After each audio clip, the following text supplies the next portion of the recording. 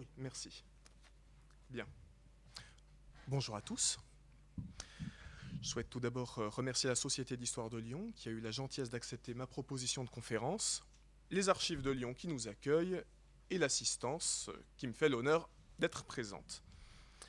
Alors en effet, il y a déjà 10 ans, j'ai travaillé sur l'histoire de la bibliothèque de la Maison de l'Orient et de la Méditerranée à partir de ce que j'appellerais des sources de couloirs, des archives de couloirs, c'est-à-dire des cartons d'archives non référencés, assez fouillis, comportant correspondances, factures et tutti quanti, lesquels étaient parfois même conservés dans un espace entre toilettes et cage d'escalier de la Maison de l'Orient.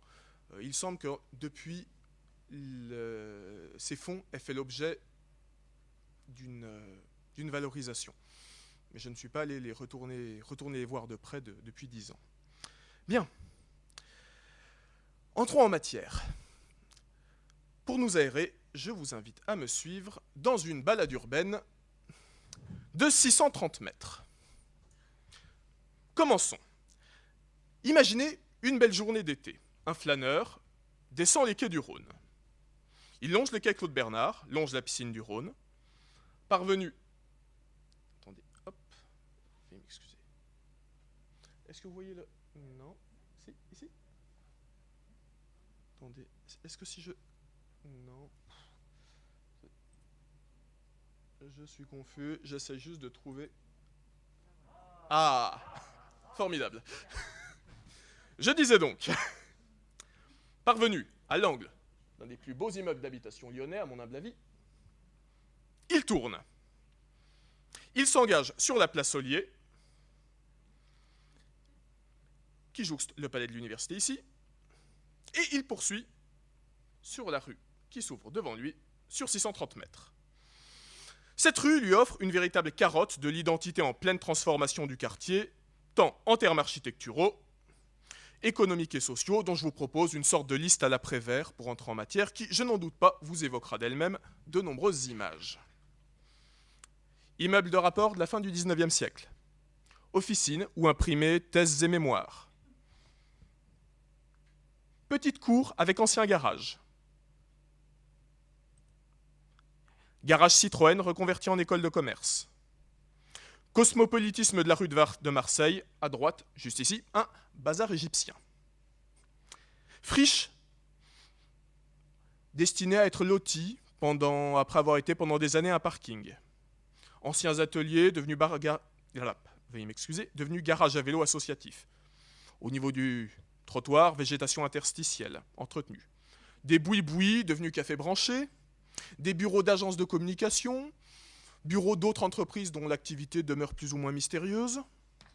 Autant de signes évidents des multiples identités de la Guillotière, terreau d'immigration, quartier étudiant et front de gentrification urbain. Parvenu au bout de cette rue, à l'avenue Jean Jaurès, le panorama change. Immeuble haussmanno-vaïtien. Levons la tête. Une plaque est dans le mur, à l'angle d'un local commercial vacant. Rue Salomon-Reynac, savant, bienfaiteur de l'université. Bien que l'aurora soit estompée, on conserve le souvenir des trois fameux frères Reynac, Joseph, Salomon et Théodore, plaisamment surnommés les frères Je sais tout, suivant leurs initiales, qui étaient des figures marquantes de la vie intellectuelle et politique de la France de la fin de du milieu de la Troisième République. Aussi, saisissons la vie de Salomon Reynac pour trouver en quelle occasion il aurait bien pu devenir ce bienfaiteur auquel fut dédiée une rue. Parvenir à synthétiser en quelques mots une vie aussi dense, aussi prolixe que celle de Salomon Reynac est une gageure, tant celui-ci fut toute sa vie un savant polymathe et particulièrement prolixe, auteur de non moins de 7000 articles, d'une centaine d'ouvrages et de la bibliographie de 200 pages faisant la liste de toutes ses œuvres. Essayons toutefois d'en faire surgir les traits les plus saillants. Salomon Reynac, une vie, des œuvres. Comme précisé sur la plaque, Salomon Reynac est né le 29 août 1858 à Saint-Germain-en-Laye, au sein d'une famille de banquiers d'affaires ashkénazes venus d'Allemagne dans les années 1840 et bien insérés à la bonne société du Second Empire. Comme il était de coutume au sein de la haute bourgeoisie, à son époque, il est instruit à domicile par des précepteurs avec ses deux frères, Joseph, l'aîné, et Théodore, le cadet, et est amené, dès son plus jeune âge, à côtoyer les plus brillants esprits de son temps. Claude Bernard, Ernest Renan, etc., lesquels fréquentent les salons de la famille. Cet environnement nourrit, tout naturellement, une grande précocité intellectuelle, une grande polyglossie et une grande polymathie. Non sans avoir hésité avec un parcours plus scientifique, et après 6 prix au concours général, le jeune Salomon, 17 ans, intègre l'école normale supérieure. À la sortie de celle-ci, à 21 ans, il est reçu premier à l'agrégation de grammaire, non sans avoir, entre-temps, traduit Schopenhauer et Saint-Augustin. Excusez du peu. De la philologie, Salomon Reinach saute, dès 1879, vers l'archéologie, en intégrant l'école française d'Athènes et en débutant des campagnes de fouilles en Asie mineure, dans les Cyclades, notamment sur le site majeur de Délos, qu'il est le premier, enfin tout du moins un des premiers à reconnaître comme étant un pôle de première importance. À partir de 1883, il débute des campagnes de fouilles en Tunisie. 3 ans plus tard, en 1886, c'est-à-dire alors qu'il ressemble à ceci, puisque cette carte de la Société de géographie, avec son portrait, date de 1886. Donc en 1886, disais-je, à seulement 29 ans, il devient attaché de conservation au Musée des Antiquités nationales de Saint-Germain-en-Laye, où il entreprend de dresser un catalogue général des collections afin de favoriser leur diffusion et de favoriser, dans les universités, une démarche comparative. Après l'Antiquité grecque classique, le voilà devenu spécialiste, passionné de proto-histoire, pour laquelle il promeut une interprétation anthropologique des sources, novatrices pour son temps. 10 ans plus tard, 1896, il est élu à l'Académie des inscriptions et belles-lettres. 6 ans plus tard, 1902, à la chaire d'archéologie nationale de l'École du Louvre, puis à celle d'histoire de la peinture.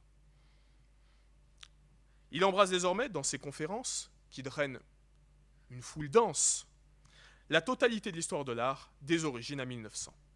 Cette même année, en 1902, il devient co-directeur de la revue archéologique et relance les campagnes de fouilles d'Alys-Sainte-Reine, le site d'Alésia, et du Mont-Beuvray.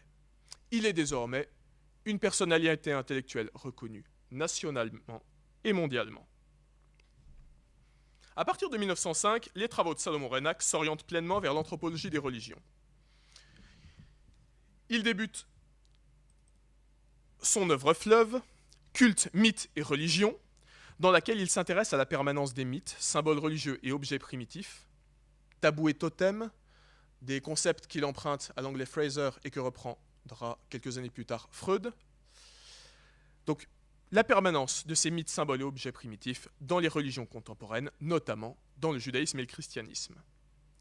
Afin de prolonger son étude du fait culturel, en opposition avec une anthropologie à l'époque surtout physique, voire disons-le raciste, il fonde en 1910 l'Institut français d'anthropologie. Durement affecté par la Première Guerre mondiale, Salomon Reinach se tourne davantage dans l'après-guerre vers une activité pacifiste. Son caractère provocateur, sa notoriété et les multiples domaines qu'il touchait conduisirent tout au long de sa carrière Salomon Reinach à quelques prises de position que nous pourrions qualifier de hasardeuses, dont nous retiendrons son soutien en 1896 à l'acquisition pour la somme de 200 000 francs de la tiare de Saïta Farnèse, tiare prétendument représentative d'un art gréco-scythe, mais qui dans les faits s'avéra être un faux forgé par un orfèvre d'Odessa et vendu par des escrocs au musée du Louvre. Certes, Salomon Reinach n'était pas seul dans cette prise de décision. L'ensemble du comité scientifique du musée du Louvre a apporté son soutien à l'achat de la tiare. Néanmoins, dans ce climat d'antisémitisme de la fin des années 1890, il est pris notoirement pour cible. On en reparlera. J'en profite pour dire que cette tiare, le musée du Louvre ne sait pas où elle se trouve. On pourrait estimer que plus d'un siècle après cette triste escroquerie, l'objet pourrait être reconnu pour ce qu'il est, c'est-à-dire un chef-d'œuvre d'orfèvrerie contemporaine. Mais ceci est une autre histoire. Autre prise de position polémique, son soutien dans les années 1920 à l'authenticité du site de Glosel, où ont été découvertes des tablettes d'écriture supposément néolithiques, ce qui plaisait à Salomon Reinach, puisqu'elle soutenait sa théorie du mirage oriental, suivant laquelle des sources de civilisation indépendantes du Moyen-Orient pouvaient être trouvées en Europe. De fait, la datation de ces tablettes dans les années 80 mit en évidence le fait qu'elles dataient du 1er au 3e siècle, étaient originaires de culture ibérique. L'affaire de la tiare de Saïta Farnèse, ainsi que l'engagement... Je m'arrêterai juste un court instant. Ainsi que l'engagement de Salomon aux côtés de ses frères pour la révision du procès de Dreyfus, en firent une cible donc toute désignée pour la presse antisémite de la fin du 19e siècle français. Alors même que Salomon Reinach représentait, ou bien plutôt parce qu'il représentait, l'archétype de ce que l'historien Pierre Birnbaum a pu appeler les fous de la République. C'est-à-dire un tenant d'une judéité discrète, soutien financier du parti radical, défenseur d'une république laïque à laquelle il était attaché parce qu'il voyait en elle l'héritière de la révolution émancipatrice des Juifs.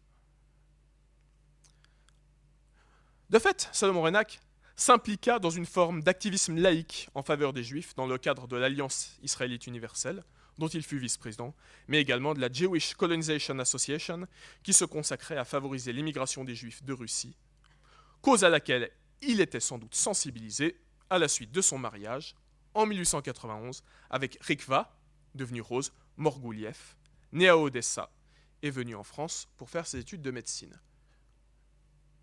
Un des personnages centraux de notre récit. Je m'arrête un bref instant sur cette carte postale. Carte postale antisémite de la toute fin des années 1890, qui joue évidemment sur les stéréotypes antisémites, représentant le savant au bouc, au nez crochu, inspectant la tiare en soutenant son authenticité, avec comme légende un petit texte qui également reprend les stéréotypes langagiers attribués aux Juifs par la presse antisémite. Comme c'est petit, je vais peut-être vous le lire. Non, parmi mes andiguidés, je n'ai rien qui vaille la tiare. Z en or, et puis c'est très rare grâce à son authenticité. Bon, sans commentaire. Bon. Malade depuis de nombreuses années, son état de santé ayant été aggravé par un mode de vie extrêmement sédentaire, qui peut être réduit sans doute largement à ceci. Le savant illustre derrière son bureau dans sa bibliothèque. À ses multiples passions qui hypothéquaient grandement ses heures de sommeil, Salomon Reinach décède le 4 novembre 1932, suivi de peu par son épouse Rose, qui, devenue son assistante au musée de Saint-Germain, l'avait accompagné toutes ces 40 dernières années durant. Notre récit de la vie de Salomon Reinach s'achève et, arrivé à ce point, un questionnement vous taraude. Rien dans la vie de Salomon Reinach ne le rattache particulièrement à la ville de Lyon, ni à son université. Tout au plus, sans doute, quelques... Est-ce que le son est régulier? Oui, ça va. Tout au plus, quelques fréquentations professionnelles. Et c'est paradoxalement post-mortem, sans qu'il en soit à l'initiative, que Salomon Reinach devint ce bienfaiteur de l'université vanté par la plaque. Et c'est à ce moment, après une balade urbaine pittoresque, une notice biographique généraliste, que nous allons entrer pleinement dans la micro-histoire, dans l'étude d'un épiphénomène documenté par les sources éparses que j'ai évoquées en introduction, dans des cartons eux-mêmes non référencés, qui permet d'expliquer l'autonomie de la rue et qui éclaire les pratiques universitaires du siècle passé. Voyage provincial d'une bibliothèque d'érudits parisiens. Reprenons. Salomon Reynac, puis son épouse Rose Mourgoulieff, décèdent en novembre 1932 et en janvier 1933, c'est-à-dire au moment où de l'autre côté du Rhin, de sombres tractations politiques ont lieu. Ceci n'a aucun rapport, mais le couple n'a pas d'enfant. Les exécuteurs testamentaires de Salomon Reynac se trouvent donc encombrés d'une colossale bibliothèque de plusieurs dizaines de milliers de volumes. Parmi eux, ceux consacrés au néolithique, à la proto-histoire et aux thématiques gallo-romaines sont offerts, conformément aux dispositions testamentaires du savant, au musée des Antiquités nationales de Saint-Germain-en-Laye. En revanche, rien n'était établi pour les collections relatives aux antiquités grecques, nord-africaines et du Proche-Orient ou au fonds d'histoire de l'art. Aussi, les exécuteurs testamentaires de Salomon et Rose Reynac, Abraham Mourgoulieff et Arcadio Silberstein, lancèrent une sorte d'appel d'offres à l'intention des universités françaises afin de déterminer l'heureuse bénéficiaire de la bibliothèque de l'érudit. Celle-ci, riche de 16 000 volumes, d'environ 6 000 tirés à part, reliés dans 600 volumes de compilation, et d'une vingtaine de manuscrits inédits, était particulièrement éclectique. Elle se composait de nombreux catalogues de collections publiques et privées, de rapports de fouilles archéologiques, de catalogues de céramologie, numismatique, tout ceci couvrant les domaines helléniques, orientaux, voire même scythiques, de catalogues d'histoire de l'art, en particulier de la statuaire, d'éditions d'auteurs antiques plus ou moins anciennes, avec des éditions humanistes de la Renaissance, des Tardieux du XIXe siècle, et un assez gros fonds de Loeb, nous y reparlerons, de recueils épigraphiques, d'études philologiques, et d'un fonds non négligeable consacré à l'histoire des religions, en particulier au judaïsme. Cette collection avait été constituée par Salomon Reynac tout au long de sa carrière, soit par acquisition directe, soit, très largement, par une pratique très étendue du don contre don au sein d'un véritable réseau de république des lettres, né à la fois de sa notoriété et de ses multiples domaines d'intérêt et d'implication politique, qui s'étendait à peu près partout en Europe et aux États-Unis. Ceci expliquait la richesse des publications étrangères dans sa bibliothèque, notamment allemande, et pouvait-on faire l'économie de la philologie allemande? Non. De fait, pour comprendre l'attraction que pouvait représenter une telle bibliothèque pour les universités provinciales, il convient de se rappeler la situation qui était celle des bibliothèques universitaires françaises au début du XXe siècle. Victime collatérale d'un système administratif extrêmement centralisé, elle ne disposait pas réellement de politique d'acquisition autonome, mais était tributaire des envois de titres décidés par le ministère. De fait, dans le domaine des antiquités, à l'exception des bibliothèques parisiennes, des bibliothèques des écoles françaises d'Athènes et de Rome, de la bibliothèque de Strasbourg, qui avait, en expression, bénéficié de la gestion allemande entre 1971 et 1918, les bibliothèques universitaires officielles étaient particulièrement pauvres et très peu ouvertes aux publications étrangères. En marge, dans une sorte de zone grise juridique, existait une multitude de petites bibliothèques rattachées à des instituts, sans réelle existence légale et dont la composition des fonds tenait essentiellement au domaine d'intérêt des professeurs qui leur avaient donné naissance. Bibliothèques dont la gestion, le volume, les politiques étaient donc extrêmement variées, j'oserais même dire aléatoires. Cette situation de déshérence explique l'empressement avec lequel Charles Dugas, professeur d'histoire de l'art à l'Université de Lyon depuis 1928 et directeur de l'Institut d'archéologie, décida, avec le soutien du doyen, le médiéviste Arthur Kleinklose, et du recteur André Lirondelle, de présenter la candidature de la faculté des lettres pour recevoir la bibliothèque Renac. Aucune source parmi celles auxquelles j'ai pu avoir accès ne permet réellement de détailler les premières étapes des tractations. Mais dès les jours précédents, le 15 juillet 1933, c'est-à-dire à peine 6 mois après le décès de Rose Mourgoulieff, le professeur Dugas rencontre Abraham Mourgoulieff, qui s'affirme presque décidé à léguer à l'Université de Lyon les livres, le mobilier de la bibliothèque, ainsi qu'une somme destinée à son entretien. Un mois plus tard, le 16 août 1933, mis au courant de l'avancée des tractations par une lettre du doyen Klein-Clauze, c'est au tour du recteur Lirondelle d'adresser depuis son lieu de vacances un courrier à Abraham Mourgoulieff dans lequel il souligne le plein engagement de l'université afin d'accueillir dans les meilleures conditions la bibliothèque Salomon-Renac, insistant d'ailleurs sur l'existence de vastes locaux dans le palais de l'université. Donc,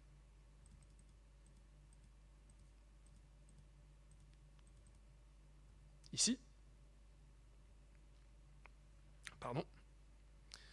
vastes locaux rendus disponibles par le déménagement de la faculté des lettres, la même année, vers les bâtiments du 72 rue Pasteur, c'est-à-dire là, du fait du déménagement vers le site Rockefeller des facultés de médecine. Le doyen Lirondelle se propose également d'intervenir auprès d'Édouard Herriot afin que dans le cas où la faculté des lettres de Lyon serait retenue, une rue soit baptisée du nom de Salomon-Renac en remerciement. Nous y voilà. Si j'en ai trouvé nulle trace, je ne suis pas allé chercher dans sa correspondance privée, je l'avoue.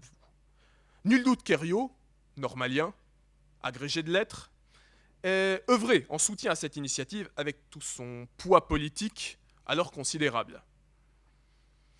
De fait, les choses ne traînant pas, le 4 janvier 1934, il obtient du conseil municipal l'attribution du nom Salomon-Renac à la partie de la rue des Trois-Pierres, située entre le parc Ollier et l'avenue Jean Jaurès, soit au voisinage immédiat de l'université. Le 25 octobre 1934, devant André Philippot, notaire à Paris, Abraham Mourgoulieff, mandataire de ses sœurs, remit au recteur Lirondelle l'acte de donation par lequel l'université s'engageait à respecter 4 clauses.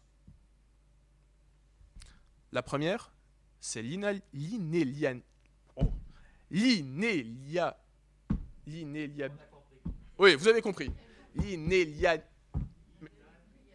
L'inaliénabilité. C'est ça? Merci. Bon, l'université s'engage à ne pas donner... Oui, ne pas faire aliénation, très bien. À ne pas faire aliénation du legs et à le conserver dans des salles séparées, spécifiques, et qu'elles portent le nom Salomon-Renac. Première chose. Deuxièmement,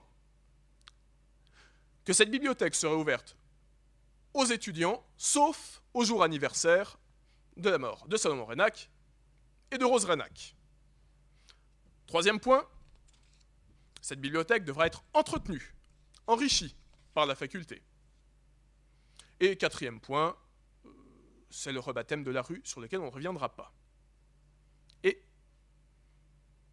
l'exigence que cette rue ne soit pas débaptisée. Bien. Ceci fait, c'est au tour du conseil de l'Université de Lyon, le 3 novembre 1934, de voter l'acceptation du don. L'université accepte, notant assez cyniquement que de toute façon, les frais d'entretien de l'université ne lui incomberaient pas parce que le don est fait à la faculté des lettres et non à elle-même. Cependant, il manque encore quelques étapes, puisque nous sommes dans un cadre extrêmement centralisé. Les conditions de la donation devaient donc remonter au ministère de l'Instruction publique pour être présentées en Conseil des ministres. En Conseil des ministres, la donation doit être acceptée le 22 février 1935, non sans entre-temps que cette donation ait été examinée par le Conseil d'État pour vérifier de sa légalité. Beaucoup de démarches, n'est-ce pas? Enfin, tous les avals obtenus, Abraham Mourgoliev et André Lirondelle signent l'acte de donation définitif le 3 avril 1935. Ah, pardon, je l'avais là. Cependant, la livraison de la bibliothèque à la faculté des lettres fut encore retardée, puisque l'expertise architecturale, qui inspecta les locaux qui devaient l'accueillir, mit en évidence le fait que le plancher ne pourrait pas supporter le poids. Donc il a fallu encore des négociations en interne avec la faculté de droit pour que la faculté de droit cède, dans la continuité du musée des moulages, quelques salles suffisamment solides pour accueillir la bibliothèque. Mais la bibliothèque n'est toujours pas là. Car le transporteur chargé d'apporter les livres de Saint-Germain-en-Laye à Lyon est fort indisponible. Dans la correspondance, on voit le doyen Dugas s'en agacer. Et ce n'est qu'à l'automne 1935 que les premiers camions de livraison parviennent à Lyon. Le samedi 9 novembre 1935. Un week-end. Et selon la légende, Charles Dugas procéda au déchargement et au déballage des 60 caisses livrées ce jour-là, avec pour seule aide le gardien de l'université, puisqu'aucune main-d'œuvre n'avait été mise à sa disposition, ni par la faculté, ni par l'université. Et qu'il fallait que le débarquement s'opère au plus vite, puisque les transporteurs avaient reçu pour instruction d'être de retour à Paris dès le lundi. Bon, quoi qu'il en soit, les 25 tonnes d'ouvrages, facture du transporteur faisant foi, sont progressivement acheminées et l'installation de la bibliothèque se poursuit tout au long de l'hiver 35-36. Enfin, attendez, est-ce que... Oui, je profite juste pour vous montrer les ex-libris qui, à cette occasion, ont été collés sur les livres du Don Renac. Ex-libris Salomon Renac, don de Madame Salomon Renac, née Mourgoliev. Enfin, disais-je, le dimanche 26 avril 1936, jour d'élection législative, qui virent sa réélection triomphale, Édouard Herriot, maire de Lyon et président de la Chambre des députés, puis enfin inaugurer la bibliothèque, en présence d'une assistance nombreuse et dans une ambiance mondaine. À cette occasion, Le Progrès publie un article dont le style fleuri est tel que je ne résiste pas à l'envie de vous le lire. Monsieur le président Herriot a voulu placer cette journée de scrutin décisif sous le signe des antiques de sa dilection. Ayant accompli, rue de Dijon, son devoir d'électeur, il est venu à la faculté des lettres inaugurer la bibliothèque Salomon Renac, léguée à l'université de Lyon par Madame Salomon Renac, née Morgan-Lief. La très simple, très attique solennité rassemblait autour de l'homme d'État qui demeure le plus érudit et fervent des hommes de lettres la plupart des personnalités lyonnaises de l'université, de la littérature et de l'art classique. Je vous saute la liste des noms, quoiqu'elle soit assez intéressante. Monsieur le doyen Klein-Clause, saluant Monsieur le président Herriot, le bienfaiteur généreux et vigilant de l'université, à qui, pour large part, le nouvel enrichissement de la faculté des lettres est dû. Puis il rappela comment Madame Salomon Renac et les héritiers avaient été amenés à choisir Lyon pour la conservation, le développement et la meilleure utilisation de cette collection unique d'ouvrages. En une de ses allocutions familières où son hellénisme scintille, le président Herriot rend hommage à feu Madame Renac et à sa famille pour le don précieux qu'ils ont consenti à l'université de Lyon. Nulle part une telle largesse ne pouvait être mieux appréciée, ni mieux aménagée, ni plus fidèlement amplifiée au gré des chercheurs. Ayant félicité monsieur le doyen Klein-Clause, monsieur le professeur Dugas, monsieur Albin Gontard, président des Amis, de la diligence qu'ils ont mis à installer la nouvelle bibliothèque et de la sollicitude agissante dont ils l'entourent, le maire de Lyon évoque la belle figure du savant, la prodigieuse culture de Salomon Renac. Elle était, dit-il, à la fois celle d'un spécialiste et d'un encyclopédiste. Je me souviens des heures délicieuses que beaucoup d'entre nous ont passées auprès de cet homme qui était le gardien vigilant et averti de nos trésors nationaux de Saint-Germain. Salomon Reinach était doué d'une imagination juvénile, audacieuse, et c'était plaisir exquis que de voyager avec lui à travers un passé qu'il savait rendre présent. Voici qu'aujourd'hui, nous recueillons ces livres, ce qu'un savant possède de plus précieux au monde. Dans cette enceinte vivra désormais le souvenir d'un homme dont la vie éminemment désintéressée a été consacrée à deux grandes passions, car il y a des passions qui ne dépendent que de l'intelligence. L'étude et la défense de la culture de notre pays, d'une part, et de l'autre, la volonté d'acquérir des connaissances universelles. Le professeur Dugas fait alors les honneurs de la bibliothèque. Oubliant un instant les préoccupations de cette journée, le président s'attarde à feuilleter les petits bouquins curieux, les manuscrits rarissimes, les reliures patinées. Au hasard des feuilles, il traduit, il explique. Jeu de savoir pour lui, régal spirituel pour ceux qui l'entourent. Puis l'on passe aux salles spacieuses du musée d'archéologie classique. N'est-ce pas un beau moment de courtisanerie ?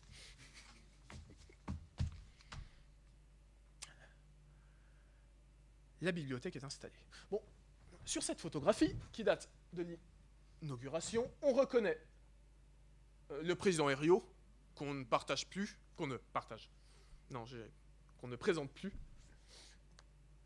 le recteur Lirondelle. Derrière, ici, le professeur Dugas. Ici, l'industriel Albin Gontard, qui est à l'époque président de la Société des Amis de la Bibliothèque, dont on va reparler. Et je suis preneur de, si d'aventure certains parmi vous savent reconnaître des gens, je suis preneur d'identification. De même pour des photographies qui viendront par la suite. Donc une photographie de l'entrée de la bibliothèque, prélevée dans un article de la revue d'archéologie, immédiatement consécutive à l'inauguration de la bibliothèque. Donc on note bien la plaque Bibliothèque Salomon Reinach, Madame Salomon Reinach, et on voit même à l'arrière-plan les visiteurs de l'inauguration.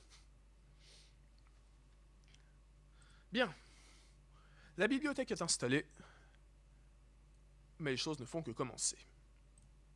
Les 12 travaux du professeur Dugas. Bien, quelle belle bibliothèque. Mais comme on l'a vu, cette bibliothèque, il faut l'enrichir, enrichir ses collections, en acquérant les collections les plus récentes, ne serait-ce que parce que le 3e point de la clause de donation le prévoit. Or, la faculté des lettres, n'étant pas l'université, elle ne peut pas s'appuyer sur son ministère de tutelle. En effet, avant même l'arrivée des livres de Reinach dans les locaux de l'université, Charles Dugas, homme extrêmement diligent, adresse un courrier à la sous-direction des bibliothèques et musées du ministère de l'Enseignement supérieur afin d'obtenir l'envoi des publications relatives à l'archéologie effectuées sous le patronage du ministère. Or, si j'ose dire par bêtise bureaucratique, le ministère envoie les livres, mais non pas à l'adresse de la bibliothèque, mais à l'adresse de la bibliothèque universitaire. Cette dernière les fait entrer dans ses collections et évidemment refuse de les rendre. Ce problème durera pendant presque 20 ans. Charles Dugas écrit de nouveau au ministère et se heurte, vous vous y attendez, à une fin de non-recevoir.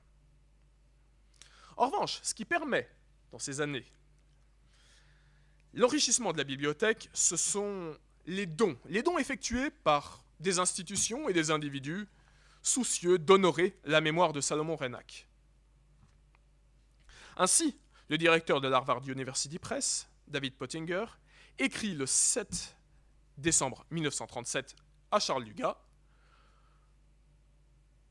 pour l'informer de sa décision d'offrir 2 exemplaires de la collection Loeb, c'est-à-dire qui sont la collection, pas de référence, mais la plus accessible de classiques grecs et latins traduits en anglais.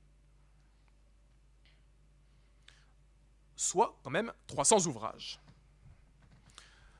Pourquoi, me demanderiez-vous? Eh bien tout simplement parce que James Loeb et Salomon Reinach se sont largement fréquentés au sein des mêmes cercles judaïques. De même, la Fondation Reine-Élisabeth de Bruxelles, Fondation d'égyptologie, fait donc en 1936 de nombreux opus des chroniques d'Égypte. Par ailleurs, un certain nombre d'ouvrages sont acquis par la bibliothèque sur ses fonds propres, notamment par l'entremise d'Arcadio Silberstein, un des exécuteurs testamentaires, qui fit ainsi suivre à Charles Dugas, dès juin 1935, le catalogue de libraire Heinz Hermann de Leipzig, et qui s'occupa, pour le compte de la faculté des lettres, de l'acquisition de diverses collections allemandes, notamment des fascicules de la Paoli Wissowa. Enfin, en 1936-1937, furent adjoints à la bibliothèque, sur la proposition du recteur Lirondelle et de Julien Reinach, fils de Théodore Reinach et neveu de Salomon, les livres relatifs à l'Antiquité grecque et à la philologie classique appartenant à Théodore Reinach. On a l'acte de donation, enfin un courrier précédant l'acte de donation, ici. Pour la gestion quotidienne de la bibliothèque, Charles Dugas, de fait conservateur de la bibliothèque, n'obtient pas plus de ses tutelles que pour l'enrichissement des collections. La bibliothèque entretenait sur ses fonds propres une bibliothécaire chargée de l'accueil et du catalogage. Bon, de fait d'accueil, les sources montrent qu'il s'agissait très largement de surveillance. Elle devait rendre toutes les semaines un compte-rendu des activités de la bibliothèque, faisant la liste de tous les visiteurs et de toutes les malversations dont elle aurait pu être témoin. C'est-à-dire ne serait-ce que le fait de ranger un livre soi-même à la mauvaise place. Textuellement, ça figure dans les rapports. L'autre part de son activité, le catalogage, représentait une tâche réellement titanesque. En 1943, le bulletin de liaison de l'association, dont on reparlera, des Amis de la Bibliothèque Salomon Reinach, témoigne que seules les sections de philologie grecque et de philologie latine ont été cataloguées. Reste tout le reste. Pour l'aider, Charles Dugas sollicite donc, en 1938, auprès du Service central de la recherche scientifique, l'octroi d'un aide technique. Aujourd'hui, on parlerait de technicien ITA ou ITRF.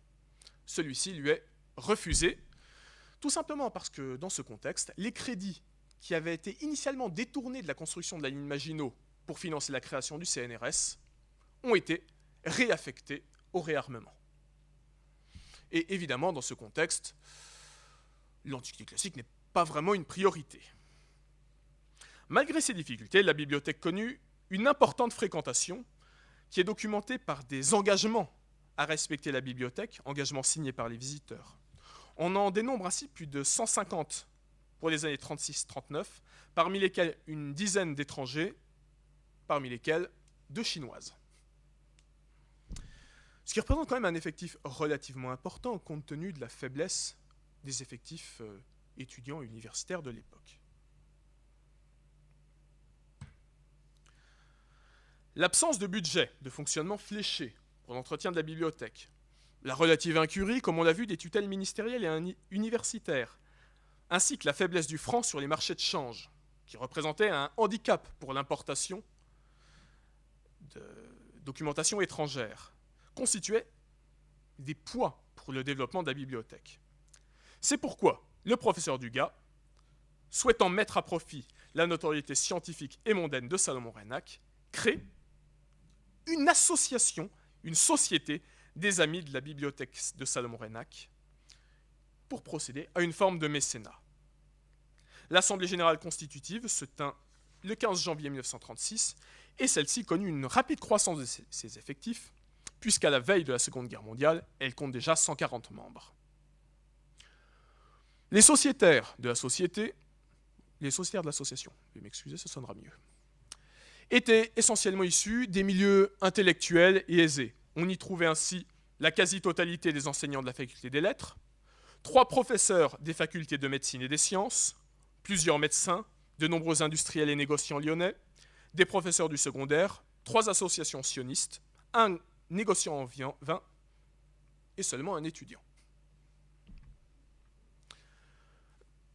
De fait, géographiquement parlant, on dénombrait parmi ses membres en 1937 87 habitants de la région lyonnaise, 17 Parisiens, 7 Français originaires de la province, des restes de la France, 4 Suisses, 3 Américains, un Britannique, un Turc et un Égyptien, signe tout de même d'un rayonnement international du nom Salomon Reinach et des réseaux d'intérêt dans les univers savants et mondains.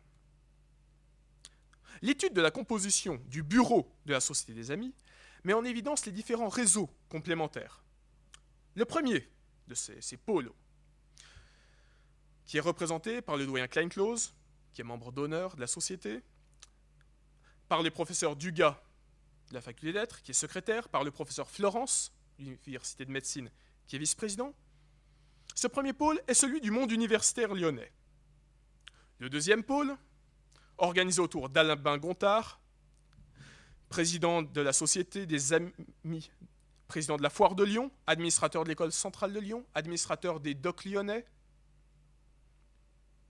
et de Mathieu Varille, trésorier de la Société, industriel en cartonnage, administrateur également de la Foire de Lyon et des Hospices civils, est celui des industriels lyonnais se livrant à des activités d'évergétisme. Enfin, le troisième pôle est celui des familiers de Salomon Reinach. Julien Reinach, son neveu, Abraham Mourgolieff, son beau-frère, et Seymour de Ricci, son épigone. Le budget prévisionnel de l'association, qu'on voit ici, pour 1937, permet de saisir son action. On observe déjà, tout en haut, les différentes catégories de membres, avec une possibilité d'adhésion quasiment, on va dire, à la carte. Ensuite, dans les dépenses, des dépenses de mobilier, c'est-à-dire des dépenses non renouvelables, mais qui sont reportées comme amortissement. Des dépenses de circulation. Oui, m'excusez, je suis un peu fatigué. Pour ma décharge, je vis depuis 18 jours avec une toute petite fille qui me vole mes nuits. Je suis par conséquent légèrement déphasé, ne m'en veuillez pas. Bon, reprenons. Donc, ensuite, dans les dépenses de fonctionnement, l'appointement de la bibliothèque CARE, qui est pris en charge par l'association, des achats de livres à hauteur de 4 000 francs, ce qui nous amène à un budget provisionnel déficitaire. Budget provisionnel déficitaire, ne serait-ce que parce que la large grille tarifaire, si j'ose dire, d'adhésion ne permet, pour les premiers types, pas de renouvellement de cotisation. Et pour les deuxièmes, en fin de compte, réduisent à des effectifs relativement faibles. Toutefois, cette inquiétude a été partiellement comblée par le don fait en 1937 par Abraham Mourgolieff à la Société des Amis de 25 obligations des houillères du Nord d'une valeur de 1000 francs unitaires et d'un rendement de 4% annuel, ce qui permet donc des dividendes annuels entrant dans le budget d'environ 1400 francs annuels, c'est-à-dire les 3/4 de l'appointement de la bibliothécaire. La bibliothèque fut donc pendant quelques années rentière, tout du moins jusqu'à ce qu'elle soit privée de ses rentes du fait de la Seconde Guerre mondiale. Surtout que les houillères du Nord, je rappelle, étaient en zone rattachée au commandement militaire de Belgique, avec la totalité des productions détournées pour l'armée allemande. Donc, bon. Misère et splendeur d'une bibliothèque. La Seconde Guerre mondiale constitue un passage particulièrement difficile pour la bibliothèque Salomon Reinach et sa Société des Amis, confrontée à l'impossibilité d'enrichir ses collections de publications étrangères, à part allemandes. confronté également à la réquisition des étudiants dans le cadre du STO, confronté à la persécution des étudiants juifs auxquels le professeur Dugas apporta une aide. Le professeur détruisit les fichiers des étudiants qui auraient pu témoigner du fait qu'ils étaient juifs. C'est une des raisons pour laquelle il a été révoqué par le gouvernement de Vichy, entre 1941 et 1944 donc. En 1942 notamment, les adhérents à la société démissionnent ou ne renouvellent pas leur cotisation. Ça peut être interprété soit comme un recentrement vers de besoins plus immédiats de temps de guerre, soit également comme la volonté de ne pas être assimilé, attaché à un nom d'un savant juif très connu. En fin de compte, ce n'est qu'à la sortie de la guerre que la bibliothèque put reprendre un fonctionnement normal et se développer grâce à un nouveau don d'action par Abraham Mourgoulieff et surtout par la captation de crédits mis à disposition par la Fondation Rockefeller, auquel Charles Dugas semble avoir pu accéder par l'entremise du grand archéologue Henri Seyrig, qui avait fréquenté Dugas à l'école française d'Athènes dans les années 20 et qui, pendant la guerre, avait été conseiller culturel aux États-Unis au nom du Conseil national français de De Gaulle. Par conséquent, qui était l'intermédiaire obligé pour le refinancement des institutions culturelles françaises par la Fondation Rockefeller. Aussi, la bibliothèque put reprendre sa politique d'acquisition en 1948, toujours ce petit temps de latence. 48, c'est l'année où on sort des cartes de rationnement, soit dit en passant. Avec l'achat de nombreux et volumineux et coûteux volumes du Corpus Vasorum Antiquorum et la relance de la politique de dons, notamment avec la Loeb Classical Library qui envoie la trentaine d'ouvrages parus pendant la guerre. Un certain nombre de problèmes d'avant-guerre que j'ai évoqués sont également résolus grâce à une politique de bonne entente, de bons procédés avec la bibliothèque universitaire qui accepta de prendre à sa charge certaines commandes destinées à la bibliothèque Reinach et également grâce à l'obtention par le doyen Dugas d'un poste d'aide technique octroyé par le CNRS en 1953.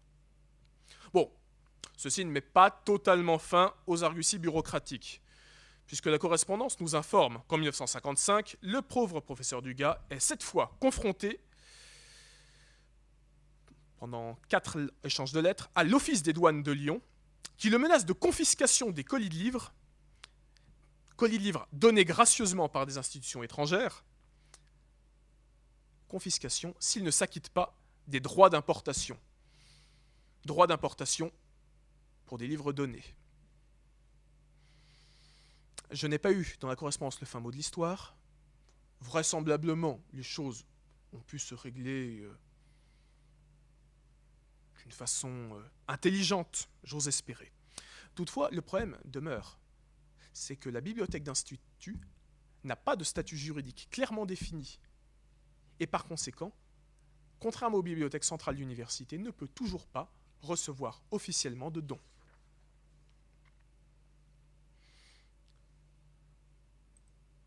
Le doyen Dugas décède en 1957 et peu avant son décès confie à son successeur, Henri Metzger, la mission de relancer la Société des Amis de Salomon Reinach. Henri Metzger lance, l'année suivante, à l'occasion du centenaire de Salomon Reinach, un appel à la reformation de l'association qui tint, en janvier 1959, sa première réunion, qui marque sa renaissance. Ceci en présence de Zoya Moshtan, fille d'Arcadio Silberstein, qui est venue spécialement des États-Unis pour l'inauguration. Enfin, l'inauguration, je m'entends. L'étude des talons de chèque conservés et annotés permet de mettre en évidence la composition sociologique de cette nouvelle Société des Amis de la bibliothèque Salomon Reinach. Composition qui est semblable à celle d'avant-guerre, c'est-à-dire la bourgeoisie lyonnaise, des savants étrangers. le contact, grâce à la bourgeoisie lyonnaise, ayant été repris largement par Mathieu Varille, dont on a dit qu'il était vice-président avant-guerre, puis, après son décès en 1961, par son fils Jean Varille. L'association organise, à partir de 1959, des conférences Salomon-Reynac, qui deviennent Journées Salomon-Reynac, et qui permettent de redonner de la visibilité à la bibliothèque, à la fois à l'échelle de Lyon, mais également à l'échelle internationale, en invitant des savants étrangers, tels que Langholz ou Ripoll Porello, à présenter leurs travaux. Elles permettent donc de drainer de nouveaux membres, dont les cotisations, reversées sur un compte bloqué, produisaient des intérêts annuels employés pour des actions en faveur de la bibliothèque.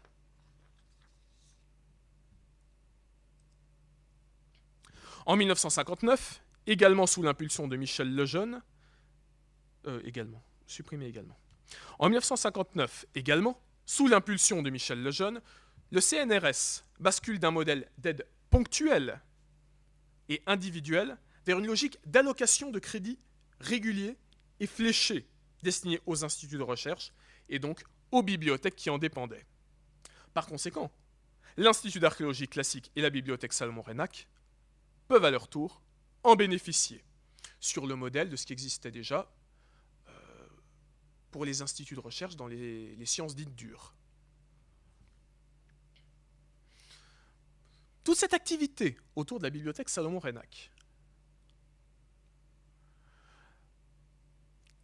a pour effet d'éveiller la curiosité des autorités. La bibliothèque obtient donc, au cours de la décennie 60, des financements de la part du Conseil général du Rhône, du Conseil municipal de Lyon, de l'Association des Amis de l'Université de Lyon, qui lui permettent de mener une politique d'acquisition dynamique et disparate, il faut bien le dire.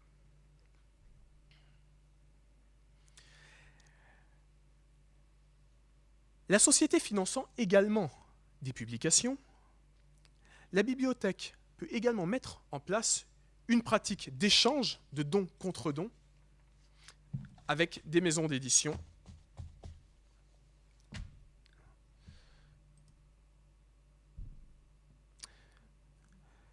Oui. Dans les fameuses archives de couloir, au hasard d'un carton, coincées entre de la correspondance et, si je me souviens bien, des bulletins de liaison de l'association de la Société des Amis de la Bibliothèque Salomon-Reynac, j'ai trouvé telle quelle cette enveloppe caisse noire dont on peut dater, qu'on peut dater environ à 1973. On peut la dater tout simplement grâce à l'adresse, au 74 rue Pasteur. C'est donc qu'elle date d'après la séparation des universités. Toutefois, le code postal ne compte encore que 2 chiffres et non pas 5, donc elle ne peut pas dater d'après 73. Bon. Cette caisse noire, remplie de billets Pierre Corneille de 100 francs, témoigne, pardonnez-moi l'expression, de qu'est-ce qui déborde pour la décennie des années 60. Bon, hélas pour la bibliothèque Salomon-Reynac, ça ne va pas forcément durer au cours de la décennie des années 1970. Car celle-ci va se faire diluer dans la Maison de l'Orient et de la Méditerranée. La bibliothèque Salomon-Reynac n'est pas l'unique bibliothèque d'institut consacrée à l'Antiquité et à l'archéologie au sein de l'Université de Lyon. À la fin des années 60, début des années 70, on en dénombre non moins de 7 bibliothèques de laboratoire de taille très inégale, toutes situées dans un rayon de moins de 200 mètres. Vous admettrez que pour l'étudiant voulant mener des recherches, c'est quelque peu mal pratique. C'est pourquoi l'épigraphiste Jean Pouilloux, directeur de l'Institut d'épigraphie Fernand Courby, qui était à l'époque l'autre poids lourd en recherche dans les études anciennes à Lyon, initie, sur le modèle de la Maison des sciences de l'homme de Paris, du boulevard Raspail, la création d'une entité chargée de chapeauter, d'encadrer, de porter également, de coordonner l'action des laboratoires de recherche et les politiques d'acquisition des bibliothèques. En 1975 est créée la Maison de l'Orient et de la Méditerranée, sise à l'angle entre la rue Rollin et la rue Jaboulet.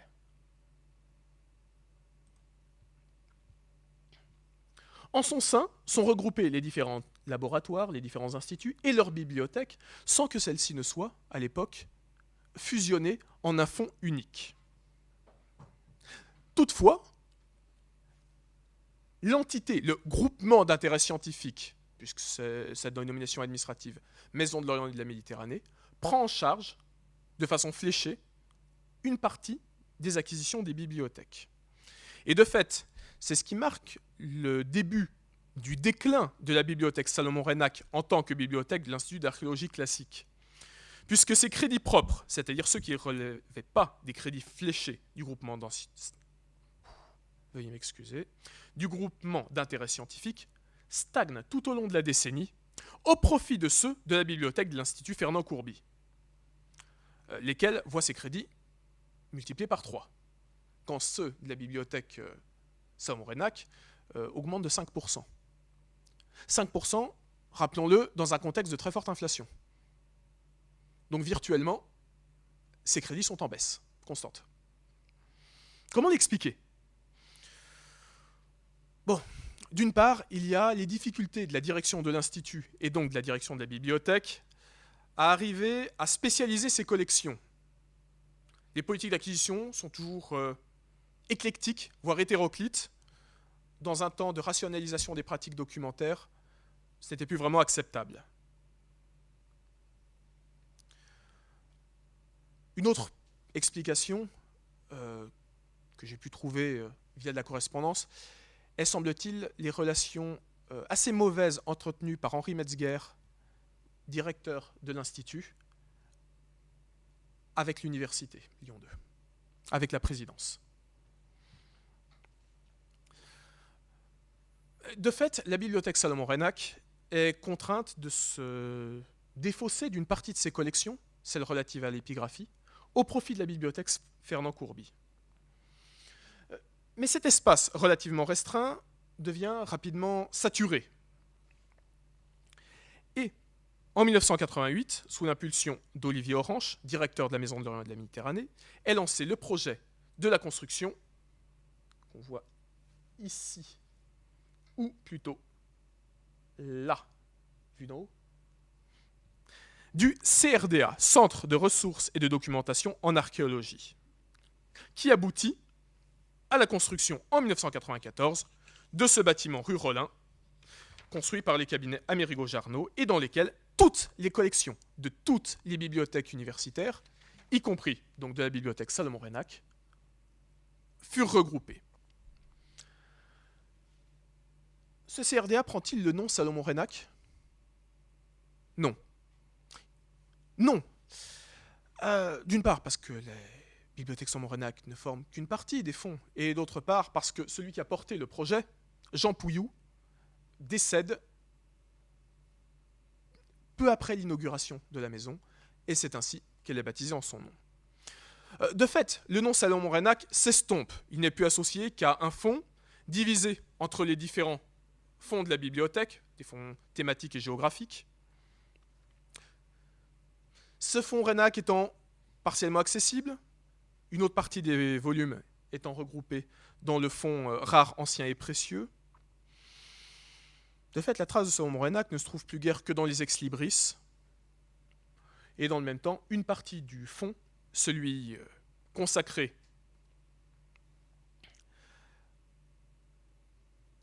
aux questions juives, si j'ose dire, non, le terme est inadapté, et, à l'étude du judaïsme, est déposé en dépôt en 2005 à la bibliothèque Diderot. Toutefois,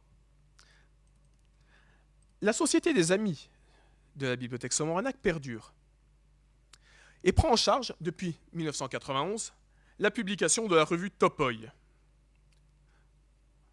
De même, depuis une dizaine d'années, il semble, si j'en crois le blog Hypothèse tenu par les bibliothécaires de la Maison de l'Orient, que ceux-ci cherchent à valoriser l'héritage de Salomon-Reinach. Je sais que les tirés à part de la collection, donc les 600 et quelques volumes, font l'objet d'une politique de numérisation et sont indexés. Il reste également, évoquant Salomon-Reinach, dans la salle Joseph Reinach, une partie du mobilier, une partie des bibliothèques et le bureau, derrière lequel certains d'entre vous ont peut-être donné des colloques.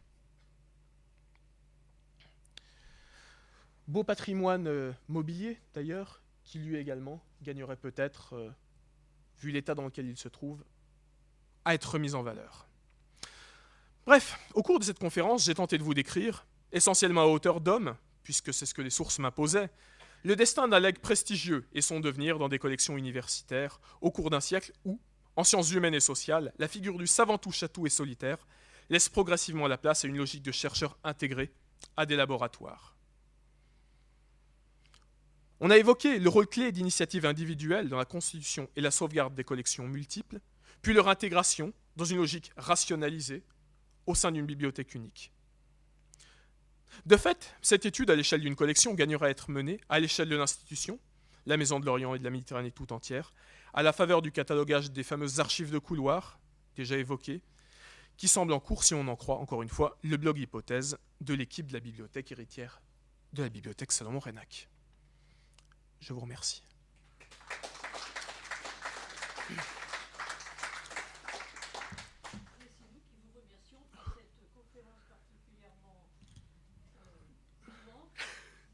J'ai essayé. Et je suppose qu'il y a certainement des questions, bien que vous ayez vous-même répondu à des questions qu'on pouvait se poser. Donc, oui, le micro. Oui, Gérard.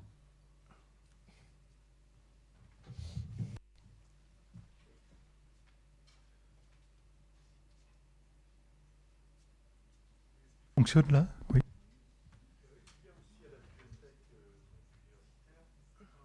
Joseph Reinach, qui doit être donc avoir la même provenance, enfin une provenance similaire. Il y a un fonds Joseph Reinach et un morceau de fonds Théodore Reinach. Le fonds Joseph Reinach était composé de livres de philologie et surtout de livres de droit. De fait, dans cette salle Joseph Reinach, donc dans le mobilier de la bibliothèque Salomon-Reinach, au sein de la Maison de l'Orient et de la Méditerranée, on trouve donc essentiellement des énormes pavés juridiques, sans guère de rapport avec les questions antiques. Je garde le micro parce que j'ai une autre question. Dans les bibliothèques comme ça qui ont perdu un petit peu leur fonction et leur nom, il y a aussi la bibliothèque Berthaud, donc, qui était donc elle qui, je crois, avait été achetée à la veuve d'Émile Berthaud et qui, du coup, aujourd'hui, n'a plus de, si je ne m'abuse, d'identité, quoi. Oui. Pardon. J'allais juste compléter très rapidement. En réalité, on en a toute une série, notamment toutes ces bibliothèques d'instituts qui se sont constituées autour d'un savant au début du XXe siècle. Je pense à la bibliothèque Victor Loret en égyptologie, encore je crois que le nom subsiste. La bibliothèque Fernand Courby en épigraphie. Mais de fait, certes, l'identité des bibliothèques disparaît. Et certes, on peut considérer que c'est regrettable. Mais du point de vue de l'usager, et là, c'est l'ancien étudiant qui parle, mais quelle plaie auraient été mes recherches si j'avais dû me partager entre des dizaines de bibliothèques qui ne partageaient même pas, à l'époque, un système de catalogage commun. L'identité et, pardon l'extrême terme, le folklore y perd que l'efficacité et l'usage y gagnent. Mais on était très bien accueillis à la bibliothèque Salomon-Reynac, pour les plus anciens. Donc ça compensait. Mais ça rejoint finalement un petit peu, je vais laisser la parole à Daniel justement, notre dossier sur les savants et les inventions, parce que là on a un effacement de la figure du savant, d'une certaine manière, au profit de l'institution. Oui, c'est quelque chose que j'ai essayé de mettre en avant et d'évoquer dans ma conclusion, peut-être insuffisamment. Oui, je voulais vous remercier pour cette conférence très intéressante et où l'on voit le devenir de cette bibliothèque qui date du début du siècle. Mais c'est un problème qui se pose à l'heure actuelle avec encore plus d'acuité.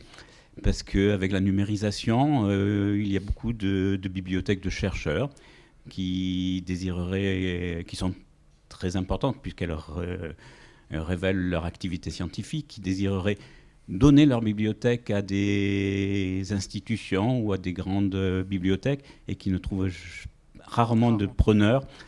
Et je pense qu'en parlant de cette bibliothèque de Salomon-Reynac, on voit à quel point c'est important pour le patrimoine, pour les historiens du futur, pour pouvoir avoir trace d'un fond homogène, avoir possibilité d'étudier les livres et l'activité scientifique qu'il y avait autour de ceci.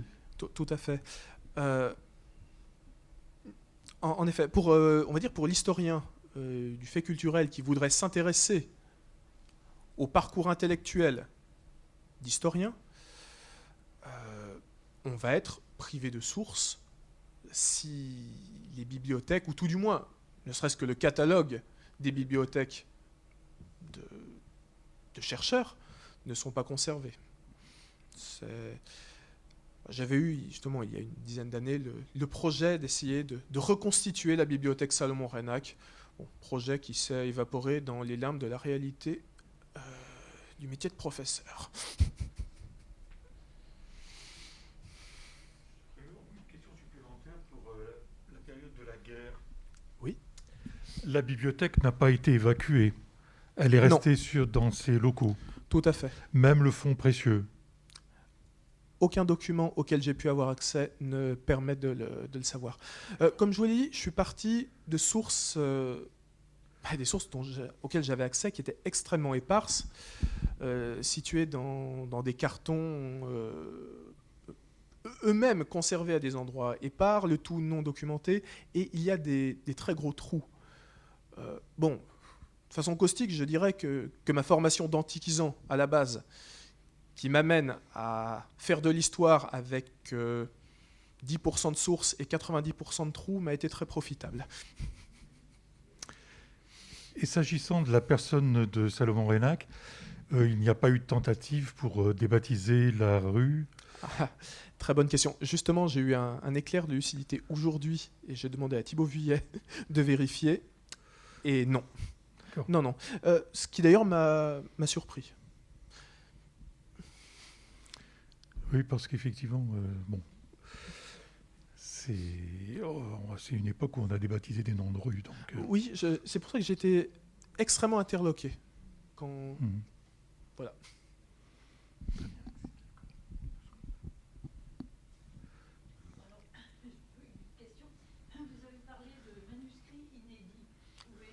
Oui. Est-ce qu'il les avait achetés pour les publier? Ce sont ces manuscrits. Ce sont ces manuscrits. Et de nouveau, d'après ce que j'ai pu voir sur le blog préfixe.hypothèse des bibliothécaires de la MOM, il y a une réelle volonté d'arriver à les valoriser, de les numériser. Voilà. Cette volonté de mettre en évidence cet héritage Reynac était déjà un peu présente quand j'ai commencé à travailler sur ces questions en 2011.